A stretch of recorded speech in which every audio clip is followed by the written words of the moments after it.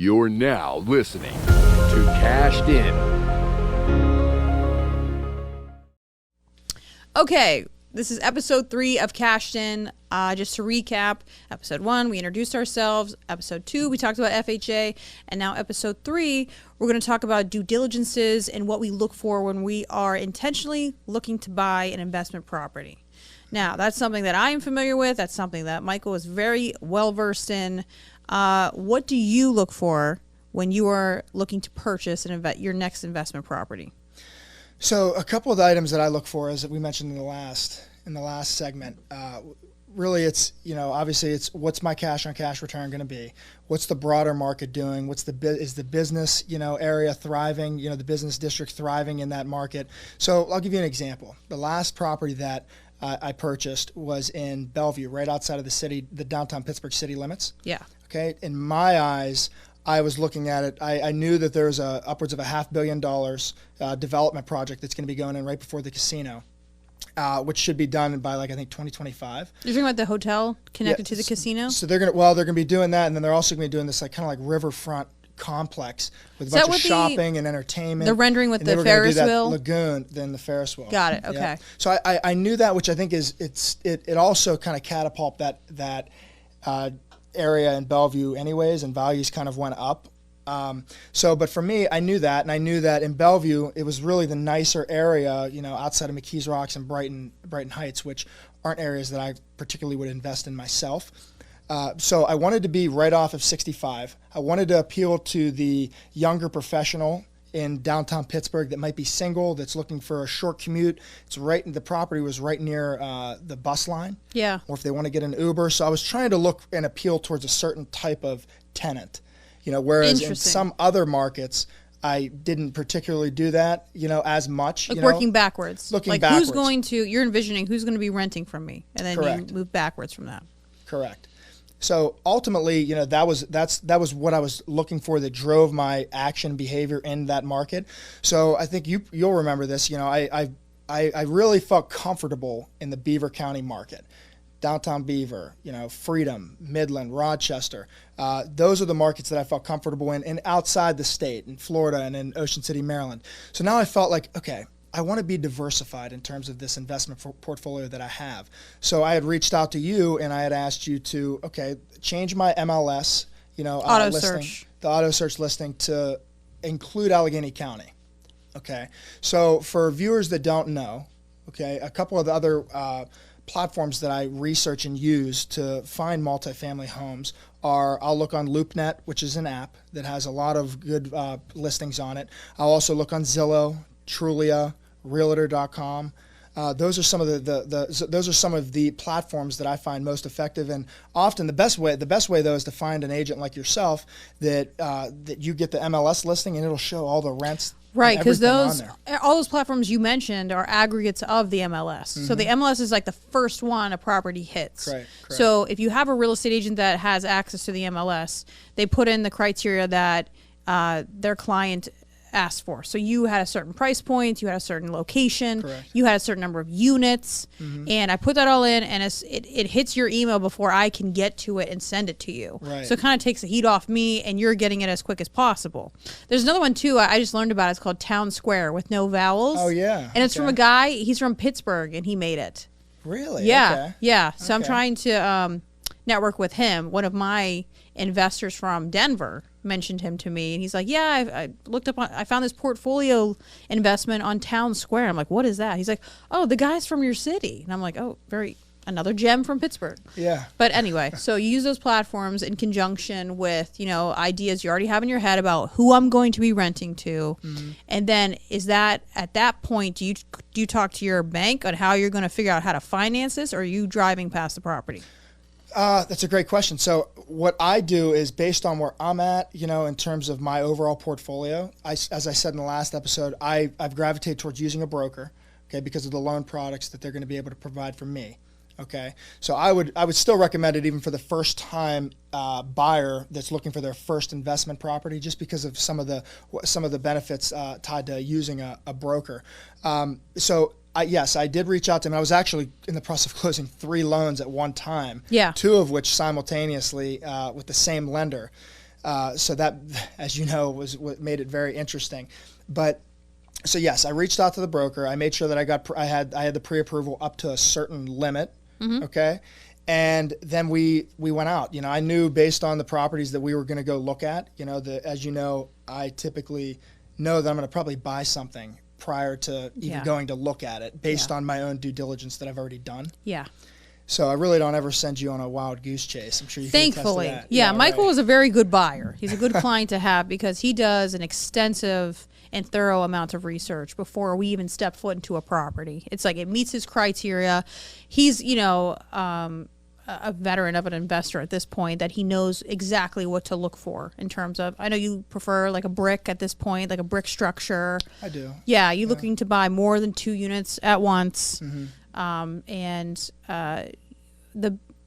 guess the ideal criteria would be separated utilities when coming from Correct. a landlord perspective. Now, I think we talked about this for Bellevue specifically. Are you planning on splitting the gas utility for the tenant to take on that responsibility of paying that utility? I am. That rehab is actually already underway. So when we went through there, well, the first property that we went to see, there was 2 properties in Bellevue. You know, that we went to see. Do we want to talk about that story? Well, briefly, you know, Okay. so I think so it just shows you how hot of a market it was. Yeah. You know, so I really trusted my intuition and my due diligence, you know, because we went to the first property. You know, the drains needed replaced. You know, the gutters were bad. There was water damage coming through the roof. You know, and we obviously go in and take a tour, and we had an unexpected guest that was sleeping on a folding chair in the living room. Yeah, so I was talking about this to some of my friends and colleagues that the representation, the cool representation in pop culture right now for real estate is the glamour. It's just, it is the beautiful, fancy, multi-million-dollar house built into the Pacific Coast. Like, that's not a realistic representation of what, like, most of American real estate is.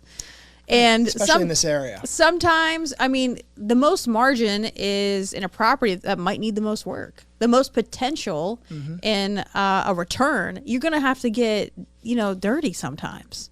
Which, you know, you might get attacked by fleas if you go on a showing.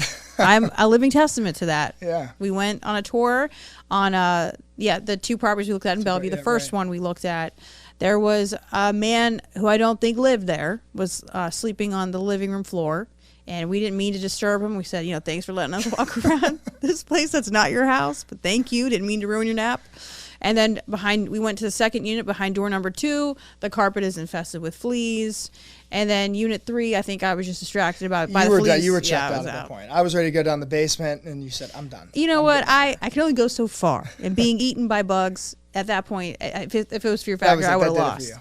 So, but you did make an offer on it. I did, and that just and it was gone already. We lost even bid. So again, it just goes to show that the due diligence that you do up front. I knew that was the right property. You know. Yeah, that was a nice place. I mean, it sounds like I just painted a terrible picture, but there was a lot of, I think, separated utilities, which is what most investors, which is what most investors love when buying a property, because you don't have to go through the accounting aspect of making sure you collect, you know, the right amount of money for electric, gas, water, sewer each month. If they're separated, that's going to make the most easiest investment from an accounting perspective. Correct. And then comes from maybe a comfortability perspective from your tenants, because if one tenant's hot, one tenant's cold, and they're fighting now over, you know, the temperature of their unit. They're like, I'm paying you, why am I freezing? Things like that. It's just an ideal situation would be if you bought a multi-unit family with separate utilities. I want to throw that in there, but it is. You know, obviously the property that I ended up buying in Bellevue didn't have separate utilities. Yeah. But you know, so I think, you know, it would probably be helpful just even like, let's just take a walk down what that looked like. I identified a property, you know, that I wanted. Yeah. Okay. That property was on the market for over a month. So I knew that it wasn't, you know, there was something going on. There was something that was there with it. Which we revealed later on. Correct. And I felt like, okay, you know, there's some potential here. He just reduced the price by 10,000. So I think he wanted 210. He dropped it to 200. Okay. And we went and we looked at it, you know, and I clearly the second and third floors, the tenants were evicted. Inhabitable. They really were. You know, they were evicted. Great layout. Yeah. But they were that was the issue there. None of the utilities were split. Okay. The first floor tenants, they were paying under market rent. Okay. And that was the nice unit. It is a really nice unit. Yeah. It is, and so those were some of the things kind of that happened there, but I still knew that based off of everything. You knew so well that we didn't even see the first unit when you made an offer on it. We saw the first. We only saw a second too. We saw a second floor and third floor unit. It's a triplex, and the window wasn't it busted? Like there was like a window, like to get into the door. Multiple windows that are broke. Yeah, in the middle. They were all open. Yeah. The guy's electric or gas bill was just astronomical. Wait, tell them how much was it? He was paying like $1,200 a month just for his gas bill because he had everything opened. Quite frankly, I saved him. I had someone go board it up. How much was the rent per month on that first? They were paying an all-inclusive rent of $850, and that included all utilities, the water bill, which there was a water leak in the third floor. The guy was just losing it. And he's an out of town, out of state, didn't have good or proper property management which is key. So this man is paying $1,200 a month in gas, but only collecting $800 a month in rent. Right, that's not a winning strategy. That's not. Now those other two units he had evicted, and I think that we did our due diligence. You did your due diligence, and lo and behold, the guy was behind on another property. So there ended up with being, your title search. There ended up being over crucial $70,000 to $80,000 in liens. The guy ended up. I thought it was almost 90. So here's the thing. Here's the thing. When you buy a property, you hire a title agent for them to issue what's called title insurance, and the job of that title agent is to search the history of your property and to make sure that there's no liens or encumbrances attached to the real estate. Because unfortunately, like our friend here that Michael purchased from, he bought this property via sheriff's sale and didn't have a title search. Now, he bought essentially debt because there was almost, what we talked about, a huge figure, $80,000 to $90,000 worth of liens attached to the property that had to be satisfied before he could sell it. So for whatever you paid for it, what did you end up paying for Bellevue? Well, so, that's... Before even the purchase price, I had found out from a neighbor that there was issues with those two tenants. So I knew that the guy wasn't collecting rent for over a year because of the CARES Act. He couldn't evict them, and they weren't paying him. So he was taking them to the magistrate until that ended, months ago. So I knew before I was getting ready to make this offer that this guy's underwater. He needs to get rid of this. He has no leverage. Nothing. Was basically what we knew. Remember, we went in at, I think it was 150, and we asked from a 210 from a 210. Purchase price. Asking price. Original asking price. And we just put it out there. But you got seller's assist. We got seller's assist. You got so he countered at 160. Yeah. And then we ended up ultimately the done deal ended up he ended up netting 144.5. I end up getting the 2% max on a multifamily, so I end up getting $3,200 credit towards your closing costs. Yep. And a $6,900 check paid outside of closing. Right. He gets a check for $7,000, like just for doing that, and it was all part of it. I think that a lot of it had to do with, I knew what I was looking for. Exactly. Okay? And I also knew what I was looking at in the property, and so I knew that there was down in the basement based on the inspection. You tried to terminate initially. Well, we did. Yeah. We terminated the agreement based. The inspector came. I was going to buy the property regardless, But so the boards, in the basement, there was a gap there. All they need is a joist hanger, attached to them to kind of added support. So the neighbor told you this. The neighbor told me that. Yeah. Right? And so then you're milling around outside. You're just like, it's just before the snow. Yeah. So you're hanging out outside. And you're kind of just like getting a feel for the neighborhood. And neighbors love to tell you everything. About the neighborhood. Especially that he's a landlord too. Yes. So he told me he was spilling all the tea, telling you the history of this property, and that's actually was beneficial to you in the long run. Very. So we terminated the agreement, and right away he said, "What did he say? I'll pay for an structural inspection." He said, "Well, how about you get an engineer?" I said, "Oh, I'm not paying for it. He could pay for it." Yeah. So they paid probably at least $500 to have someone go. Come out. Yep. And the engineer ended up being a big investor himself. That had all the signs as part of a group in Pittsburgh that had "We Buy Homes." Yeah. He's part of. I think there was like a wholesaler or something. People. Yeah. Yeah, and so he ended up walking through. He said, "This isn't a big deal. This is no issue at all." He said, "I'd still ask for more money off." So here they paid for this engineer to come in there, and I ended up getting more money off of the purchase price. Came down from 160. He came down from 160, 154.5. I got the $3,200 Seller credit. on the HUD, and then I also got Minus $7,000. Minus the $7,000. So this poor guy lost. the guy ended had to up pay clearing probably like 136, 137 minus on property. commissions, transfer tax, Minus commissions, and transfer- $90,000 worth of liens. He made nothing, if But not lost in the grand scheme of things. lost. But this is why we're preaching due diligence. Mm-hmm. You know what you're doing. You're kind of reverse engineering. Like, who am I going to be renting to? But also, you paid a title searcher. Mm-hmm. That's part of due diligence, and that's a contingency within the contract. Right. Because it came back. We got the title report back. And they're like, we can't issue title insurance. He had to put X amount of dollars in escrow. He did. Remember? That was when we were closing. Yep. But so you have to become educated. So then there's that question. Well, how do I know what questions to ask? Like, how do I know to get a structural engineer? How do I know, that okay, he's paying X amount of dollars per month for a gas bill? It's because you called. Right. You called the gas the company gas company and asked them. I asked them that. I asked them how much it would cost to run the gas lines. I asked them how much it would cost. I called Duquesne Light. I wanted to know what every utility was. Mm-hmm. Now, I will tell you, so my strategy with that property is it's also important that once you identify a property, it's important to know what are you going to do with this property. Yeah. So for me, I knew that, okay, the numbers made sense at 154.5. Quite frankly, they made sense probably even higher than that, but I knew that I had the leverage. So my goal with that property always was, okay, I'm gonna get the best price for it. I'm gonna then renovate it, and I'm gonna use one of these loan products that we talked about. I'm gonna do a cash out on that property because I knew what the comps were in Bellevue. I knew what it was appraised for after it was renovated. Yep. So now I'm gonna be able to, once this work's done, I'm gonna be able to now do a refinance cash out, use one of those loan products. And the comps in that market are 3 to 325. So I'm going to be able to do a cash out, take 80% of my equity, which makes me whole from not only the Bellevue property and the rehab, but also the 4-unit I bought simultaneously. So Okay, wait, pause. So Okay. where are you taking that 80%? You're taking it out of the potential valuation of Bellevue, of the structure of just Sheridan. You're taking of Sheridan, right? That's so, the type of loan. Okay, so what type of loan is that called? So these are non-conforming loan products that I do. You could get them through a regular lender. But you have a savvy guy in Tampa. I have a savvy guy in Tampa that does these for me. Should we talk about that element of the story? Yeah, well, it's actually not funny, but it's not funny, but it was it's very real real. life. It's real life. It's real life.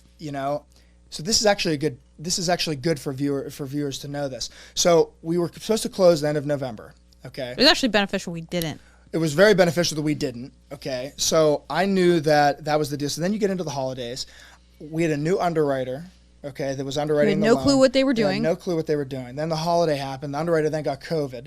Okay, so then we were getting ready to close. The broker had a heart attack. Yeah, the broker did have a heart attack. Not funny, but okay. What is an underwriter? Like, I want to spoon feed this. So the underwriter is a person that determines if this loan meets their financial criteria. Okay, we're lending. It's not risky for the bank. Like, it has collateral. It has an appropriate after reno valuation. Right. Now the person doing that paperwork on the back end for the bank is the one that kind of held this up because they were inexperienced and then they got COVID.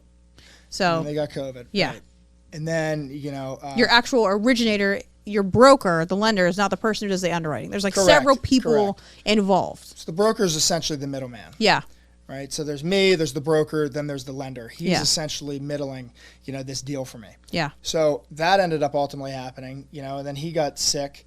He goes to the hospital with a heart attack because of stress. Probably of because stress the loan's from not this- closing from on this- time. From this deal. And then it was a small family brokerage. Yeah. His sister-in-law, the poor thing, he said, well, call my sister-in-law. So Yeah, I reached she out was to covering. sister-in-law. Her husband died. Yeah. Her ex-husband, but her husband, her kids Yeah. of 25 years Yeah. passed away. So she couldn't help me. So my broker's in the hospital. The only other person, the lifeline that I had for the deal was this, and I felt absolutely awful. Yeah, like, for what do you both of do? them. Because I you're felt like if I contractually, asked- obligated. But I'm contractually obligated. They have my hand money. Yeah. Fine. So we get through December, okay, and now you're into January, right after the new year. I was able to get this deal done then. So once you're right after the new year, I didn't owe my first mortgage payment until March 1st. Yeah. So you have if you don't have a full 30 days, it's now the next month. Yeah. So now I'm going to be able to get all this work done, okay, not have a mortgage payment for February, and now I'll owe my first payment in March. Yeah. And chances are the work's going to be done. I'm probably going to already start the refinance process then. Yeah, exactly. So the renos already began. It's already started. The HVAC is all done. You know, the ductwork's all split. What? You know, so that's Gas all line done. split? The gas line's next. Okay. Yep. How much does that cost for? Is that a cost to you, or does the utility company take that on? So it's actually not that expensive. So I have to actually get a licensed plumber to do the split of the gas lines. It's really not that much. They're going to bring over another meter bar for the unit that didn't have the gas ran to it. Okay. And you know, it's really not that. It's not that much. I mean, it might be in the grand scheme of things $500. Oh, that's not bad. I was thinking like thousands. No, it it's well, it depends worth on how far they have to run it. They have to run it. Okay. So okay, it's definitely worth it. And it's okay. So you purchased it for $154.5. How much are you putting into it? I'd say it's probably going to be, and that's a good question too, because whenever I'm doing a rehab, I always highball. I always take, or even if I'm buying a property, I think it's important to take worst case numbers. Okay, like if I'm getting sub-market rents, if the rehab is going to cost X amount higher. And the reason why I do that is because, you know, things happen. You know, they can start digging into these walls, and next thing you know, they need to redo all the wiring, they need to redo all the plumbing. Right. You know, so the numbers have to make sense. Worst case scenario. So I was aiming for it to be even north of 50, but now between each unit, I'm probably around 40 to 45 for the whole reno. For the whole reno. You're going to be under 200,000 for the acquisition and the reno. Correct. And it's going to be worth what, 3? At least 3. Okay, so now you have equity. Now you have X amount of dollars in equity. What are you getting per month for each unit? So you know, the units will probably rent for, you know, I'd say $1,300, $1,200, and $100 or an $1,100. Okay. You know, so you're like around $3,600 ballpark. What's your mortgage payment? The refinance mortgage payment is ballpark going to be around $2,000. Okay. So you're cash flowing. You're cash flowing about $1,600 a month. The only reason why it's that low is because I just took out 80% of the equity that I had. So now I'm going to be able to take less cash flow on this property, and I'm ultimately going to be able to scale and buy something else with the equity from that property. How much what was your down payment? Like, what did you come to closing with? I want to say probably about $30,000. So you come to closing with $30,000. Then he gave me $7,000, so okay, about $23,000. So you came to closing with $23,000. You're going to have what, $100,000 in equity? $100,000 in equity. Cash flowing $1,600 a month. And now you're going to be able to buy something else. Be able to buy something else. And the beautiful thing is that was just the way that I did it. Okay, like there's properties that are out there that's a good investment. Are going to be able to put less money down. Maybe not to that extent in Bellevue because you're not going to get FHA financing based on the conditions that it was in. But you could do that elsewhere. It's one of the most old school approaches, the Burr method. Yep. You know, so you could just buy something. You know, you renovate it, you rent it out, you refinance it, and you repeat it. You just do it again. Right. And how long until all 3 will be rented, you think? In that market, there's definitely a demand for rentals. Yeah. Really, not in that market. All markets right now. Yeah. You know, so those units demand. are probably going to be rented. I would bet within a week. I bet I put those on Zillow. I put those on TrulyApartments.com. When's the reno going to be done? The reno is probably going to be done. I'd say they finally just got the gut all done. I'd say probably around like 3 weeks, 4 weeks. Really? Yeah. For all 3 units? For them to do all 3 of the units, yeah. I'd say probably a month. Okay. So by your first mortgage payment due date, you're going to have that thing rented. I'll have that thing rented, potentially. Yeah. Oh my God. To me, that's a home run deal. Yeah. That's a stellar deal. And by the time when you cash out refi, because that's what you do, right? You're going to take that money and you're going to go and buy something else. I'll go buy something else. Yeah. And do it again and again and again. That's what you've done this whole time. That's ultimately what I ended up, not in that short of a time frame. Yeah. You know, I waited till the market picked up and then I did the cash outs and I was able to spread it out from there. Yeah. And scale. Oh, that's so exciting. Because that means we're going shopping again. That means we're going shopping again. Yes. And hopefully there's no fleas in the next one that we're going to be looking at. Okay. So just to recap on what we spoke about today with this investment property, it's knowing what to look for before you show up.